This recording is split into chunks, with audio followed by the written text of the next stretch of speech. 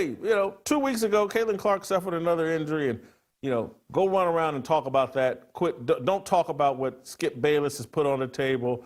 Don't. Robin Lundberg is saying that we're owed an explanation. So let's feed you these breadcrumbs through the Fieldhouse Files and Scott Agnes. I want to walk through the Caitlin Clark timeline, guys. Can we put that up? Caitlin Clark has missed 22 regular season games. On May 3rd, left leg soreness, missed the exhibition opener. May 26th, left quad sprain, missed 5 games. June 26th, left groin sprain, missed 4 games. July 15, right groin sprain, remained sidelined. August 7th, left ankle bone bruise during a workout. And so I want to play shot number 3 of Robin Lundberg talking about the Caitlin Clark injury confusion. Play the clip. The Caitlin Clark injury situation is officially a mess because not only is there not more clarity, there's more confusion about what her timeline could be. And that's coming on the heels of it seeming to be pretty clear when Clark would return to the court, or about when she would return to the court. It was said on the ESPN broadcast on August 12th that Stephanie White hoped Clark would be back in practice this week. Open portion of practice, Clark is not seen. And Stephanie White afterwards said it's status quo until Clark is back at practice. Well, what changed, right? I know there's never been a direct timeline, but all the signs seem to point in the direction of Clark returning soon. Even Natasha Howard saying, see you soon, Cece. Now it's like, wait and see.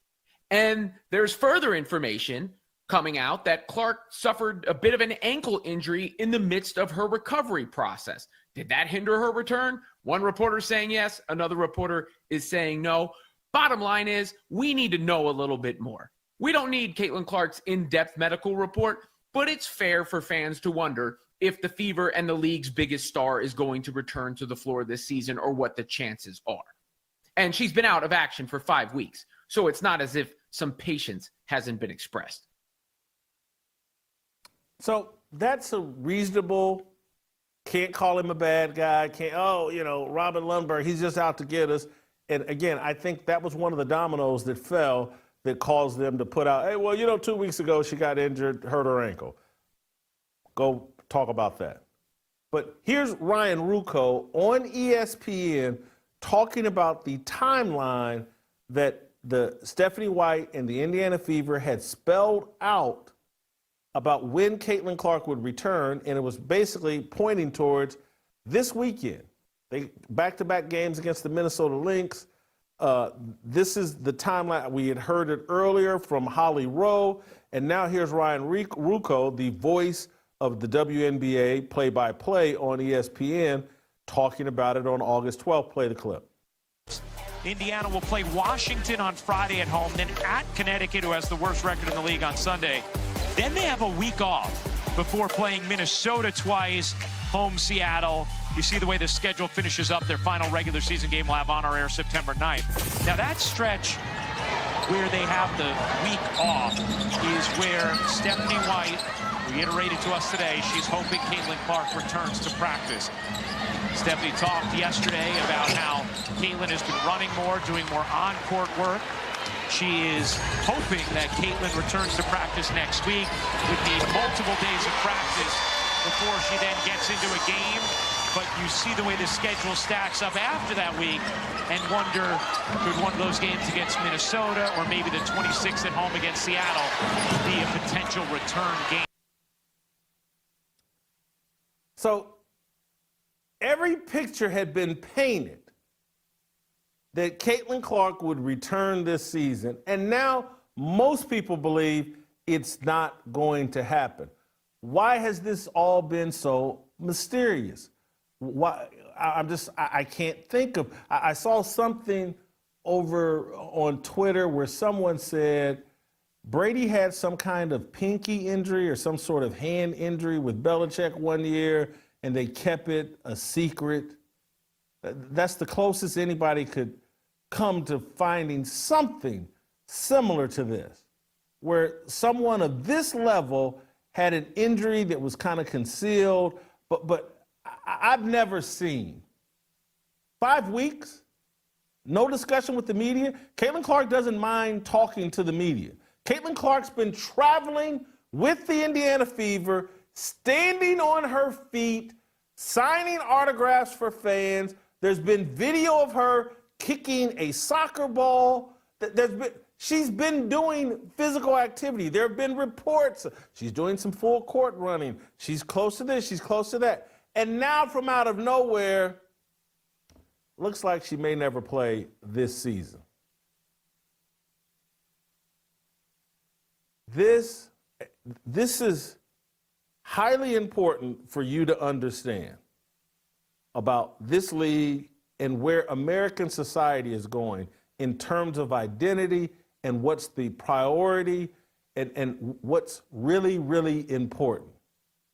And they've set up sexual identity as the most important thing. And so you'll be sitting there going, well, hold on. The WNBA, they can make money with Caitlin Clark. Why are they doing this?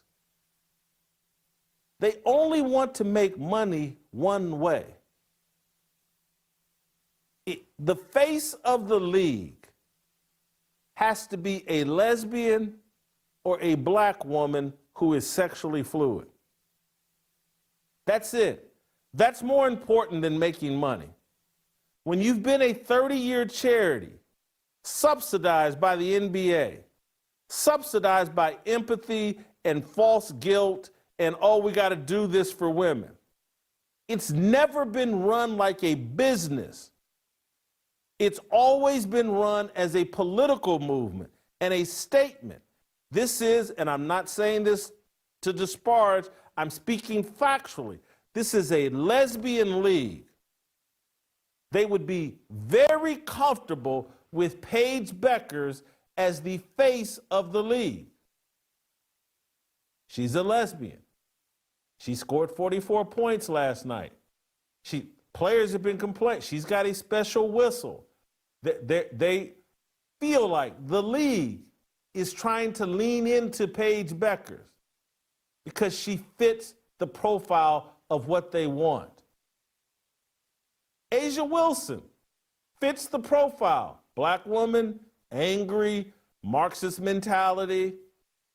Seems to be dating an NBA player, Bam. But who knows? They'd be comfortable with her as the face of the league. Nike's thrown a lot of money trying to make her something she's not. A superstar shoe sales pitch person. She's not. So now they moved on to Paige Bueckers. But if you're wondering, like, what's the motivation? Why the mystery around Caitlin Clark? Why have they orchestrated and maneuvered things in a way that have totally demolished Caitlin Clark's second season? And that includes, this isn't just about injuries. Hey, those are injuries, that's bad luck. They constructed a bad team around Caitlin Clark as it relates to environment and culture. Caitlin Clark's mental damage began when DeWanna Bonner pulled that garbage BS that DeWanna Bonner pulled on the Indiana Fever and the entire organization.